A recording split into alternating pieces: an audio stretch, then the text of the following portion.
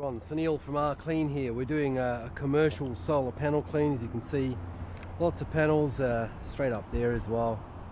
We've got about 180 panels worth.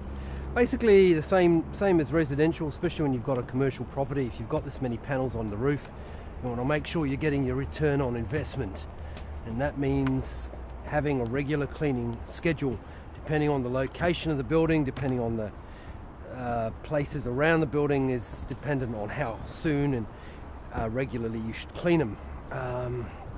Most manufacturers say a minimum of once a year, and that would be true.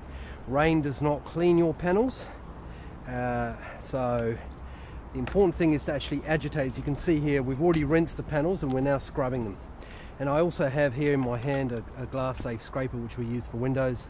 These are high quality blades that we use if we've got any kind of hard matter that is on the panels. We can get that off with the scraper. So, but otherwise, mostly these pads do an excellent job of getting and agitating the dirt off. And of course, what we do at the end is rinse it.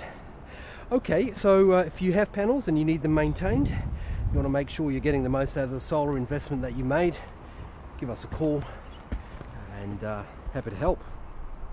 So here you go, you can see the results of the panels that have been scrubbed.